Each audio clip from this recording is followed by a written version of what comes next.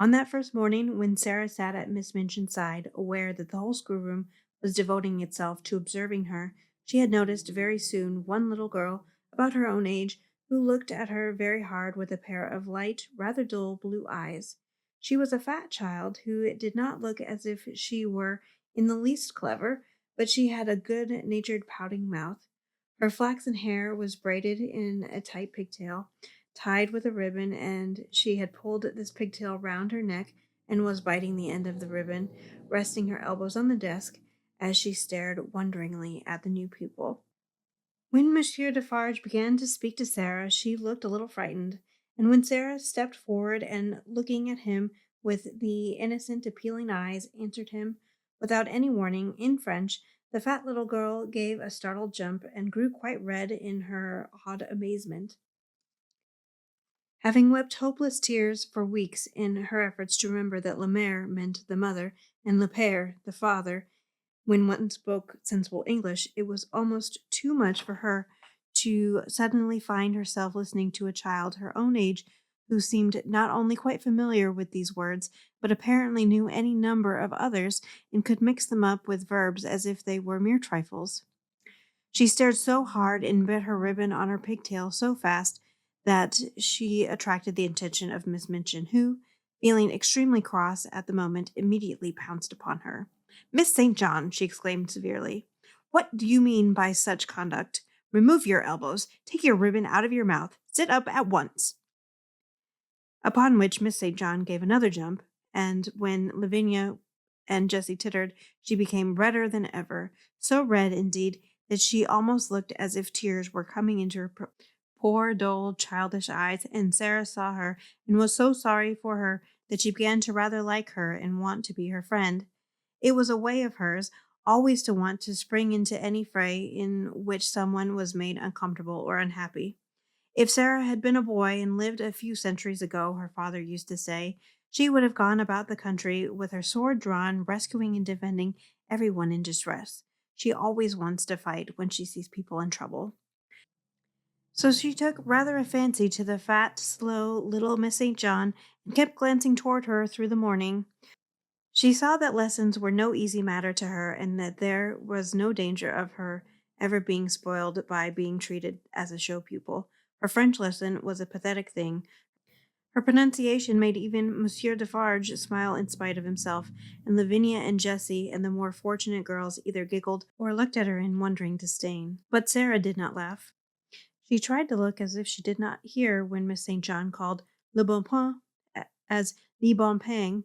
She had a fine, hot little temper of her own, and it made her feel rather savage when she heard the titters and saw the poor, stupid, distressed child's face. "It isn't funny, really," she said between her teeth, as she bent over her book. "They ought not to laugh." When lessons were over and the pupils gathered together in groups to talk, Sarah looked for Miss St. John, and finding her bundled rather disconsolately in a window seat, she walked over to her and spoke.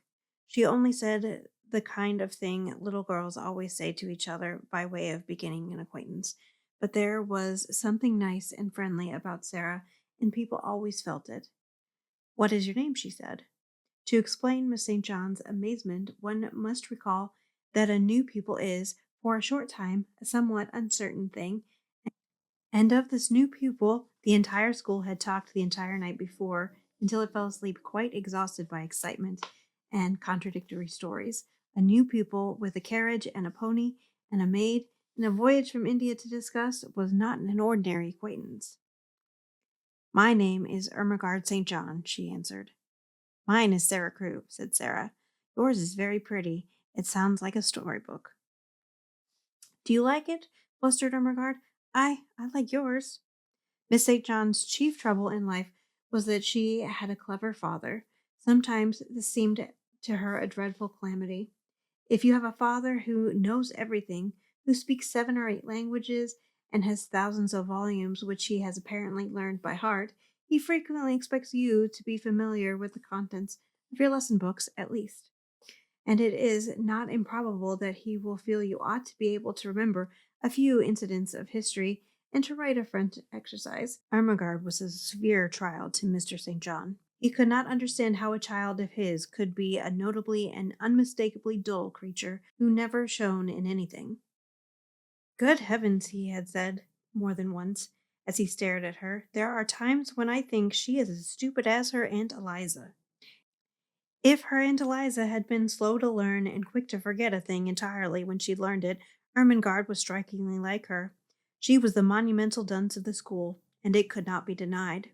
She must be made to learn, her father had said to Miss Minchin. Consequently, Ermengarde spent the greater part of her life in disgrace or in tears. She learned things and forgot them, or if she remembered them, she did not understand them. So it was natural that, having made Sarah's acquaintance, she should sit and stare at her with profound admiration. You can speak French, can't you? She said respectfully. Sarah got onto the window seat, which was a big, deep one, and tucked up her feet, sat with her hands clasped round her knees. I can speak it because I have heard it all my life, she answered. You could speak it if you had always heard it. Oh, no, I couldn't, said Ermengarde. I never could speak it. Why? Inquired Sarah curiously. Ermengarde shook her head so that her pigtail wobbled. You heard me just now, she said. I'm always like that. I can't say the words. She paused a moment and then added, with a touch of awe in her voice, You are clever, aren't you? Sarah looked out the window into the dingy square, where the sparrows were hopping and twittering on the wet iron railing and on the sooty branches of the trees. She reflected a few moments. She had heard it said very often that she was clever, and she wondered if she was. And if she was, how it had happened. I don't know, she said. I can't tell. Then, seeing a mournful look on the round, chubby face, she gave a little laugh and changed the subject. Would you like to see Emily? She inquired. Who is Emily? Ermengarde asked, just as Miss Minchin had done. Come up to my room and see, said Sarah, holding out her hand. They jumped down from the window seat together and went upstairs. Is it true? Ermengarde whispered as they went through the hall. Is it true that you have a playroom all to yourself? Yes, Sarah answered. Papa asked Miss Minchin to let me have one it's because when I play, I make up stories and tell them to myself, and I don't like people to hear me. It spoils it if I think people listen. They had reached the passageway leading to Sarah's room by this time, and Ermengarde stopped short, staring and quite losing her breath. You make up stories? She gasped. Can you do that? As well as speak French? Can you? Sarah looked at her in simple surprise. Why, anyone can make up things, she said. Have you never? She put her hand warmingly on Ermengarde's. Let us go very quietly to the door, she whispered, and then I will open it quite suddenly. Perhaps we may catch her. She was half laughing, but there was a touch of mysterious hope in her eyes which fascinated Ermengarde, though she had not the remotest idea of what it meant, or whom it was she wanted to catch, or why she wanted to catch her. Whatsoever she meant, Ermengarde was sure it was something delightfully exciting. So, quite thrilled with expectation, she followed her on tiptoe along the passage. They made not the least noise until they reached the door. Then Sarah suddenly turned the handle and threw it wide open. Its opening revealed the room quite neat and quiet, a fire gently burning in the grate, and a wonderful doll sitting in a chair by it, apparently reading a book. Oh, she got back to her seat before we could see her, Sarah exclaimed. Of course they always do. They're as quick as lightning. Ermengarde looked from her to the doll and back again. Can she walk? She said restlessly. Yes, answered Sarah. At least I believe she can. At least I pretend I believe she can. And that makes it seem as if it were true. Have you never pretended things? No, said Ermengarde. Never. Tell me about it. She was so bewitched by this odd little companion that she actually stared at Sarah instead of at Emily, notwithstanding that Emily was the most attractive doll person she had ever seen. Let us sit down, said Sarah, and I will tell you. It's so easy that when you begin, you can't stop.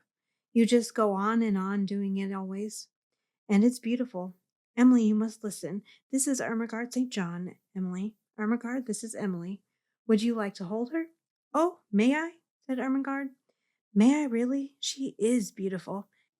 and Emily was put into her arms. Never in her dull, short life had Miss St. John dreamed of such an hour as the one she had spent before they heard the lunch bell ring and were obliged to go downstairs.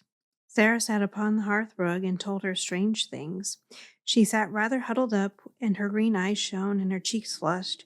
She told stories of the voyage and stories of India, but what fascinated Ermengarde the most was her fancy about the dolls, who walked and talked, and who could do anything they chose when human beings were out of the room, but who must keep their powers a secret and so flew back to their places like lightning when people returned to the room. We couldn't do it, said Sarah seriously. You see, it's a kind of magic. Once, when she was relating the story of the search for Emily, Ermengarde saw her face suddenly change. A cloud seemed to pass over it and put out the light in her shining eyes. She drew her breath so sharply that it made a funny, sad little sound, and then she shut her lips and held them tightly closed, as if she was determined either to do or not to do something. Ermengarde had an idea that if she had been like any other little girl, she might have suddenly burst out sobbing and crying, but she did not. Have you, a pain? Ermengarde ventured. Yes, Sarah answered, after a moment's silence, but it's not in my body. Then she added something in a low voice, which she tried to keep quite steady, and it was this. Do you love your father more than anything else in the whole world? Ermengarde's mouth fell open a little. She knew that it would be far from behaving like a respectable child at a select seminary to say that it had never occurred to you that you could love your father, that you would do anything desperate to avoid being left alone in his society for 10 minutes. She was indeed greatly embarrassed. I scarcely ever see him, she stammered. He is always in the library, reading things. I love mine more than all the world 10 times over, Sarah said. That is what my pain is. He has gone away. She put her head quietly down on her little huddled up knees and sat very still for a few minutes. She's going to cry out loud, thought Ermengarde fearfully, but she did not. Her short black locks tumbled about her ears, and she sat still. Then she spoke without lifting her head. I promised him I would bear it, she said, and I will. You have to bear things. Think what soldiers bear. Papa is a soldier. If there was a war, he would have to bear marching and thirstiness, and perhaps deep wounds, and he would never say a word, not one word. Ermengarde could only gaze at her, but she felt that she was beginning to adore her. She was so wonderful and different from anyone else.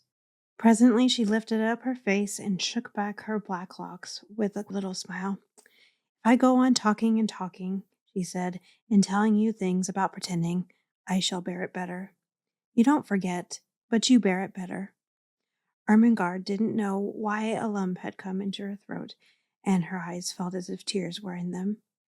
Lavinia and Jessie are best friends, she said rather huskily. I wish we could be best friends. Would you have me for yours? You're clever, and I'm the stupidest child in the school. But, oh, I do so like you. I'm glad of that, said Sarah. It makes me thankful when you are liked. Yes, we will be friends, and I'll tell you what. A sudden gleam lighting her face. I can help you with your French lessons. End of chapter 3.